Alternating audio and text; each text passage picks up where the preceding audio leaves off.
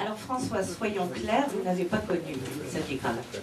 Non, je ne l'ai pas connu, mais je l'ai croisé en fait Voilà. sur la place. J'étais à l'époque au Beaux-Arts, j'étais venue en Bretagne, je campais, j'étais un petit peu une routarde, et on s'est croisés sur la place. Moi je ne savais pas qui j'étais, mais moi je l'avais repéré. Il était avec Françoise et avec Huard et sa femme. Donc on s'est vus dans l'espace-temps, on s'est croisés, mais on ne s'est pas parlé. Voilà.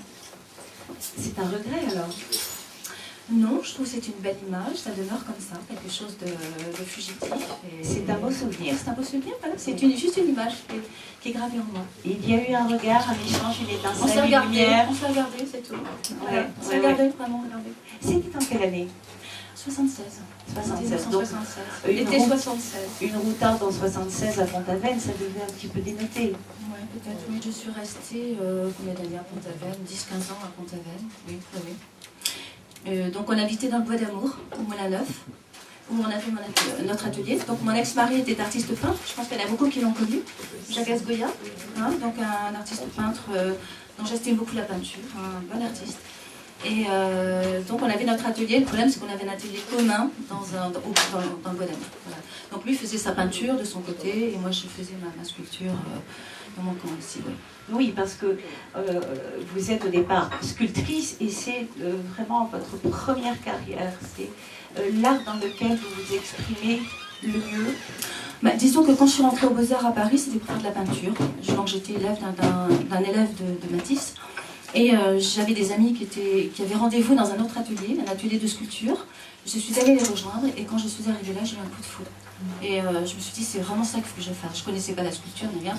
Enfin, la sculpture, quand je parle de sculpture, je parle de modelage, hein, parce que la sculpture, c'est vaste, un domaine qui est vaste. Moi, je fais du modelage, en fait. Hein. Je fais peu de taille directe, parce que ça me plaît pas vraiment. Ce très beau médaillon qui est admiré par des milliers de personnes, mais finalement, on ne sait pas qui l'a fait. Il n'y a pas sculpture réalisée par Françoise Trin. C'est marqué depuis pas très longtemps, mais il y a un petit panneau. Alors il est discret. Oui, mais il y a quelque chose, alors qu'avant il n'y avait rien. Et puis là, je suis passée hier ou avant-hier, il y avait des jolis poèmes qui pendaient. Et ouais, c'est vraiment, je crois que c'est l'office de tourisme qui l'a fait. Et il y a mon nom quelque part, j'ai vu mon nom qui tournait dans le vent, donc il y a mon nom quelque part. Par contre, ce qui est ennuyeux, c'est que sur les publications, en général, je ne suis pas nommée.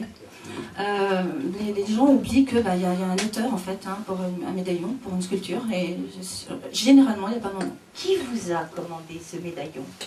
Alors au départ, c'était un projet de la chapelle de Kergornet qui m'a contactée parce qu'il voulait faire une stèle à la mémoire de Xavier.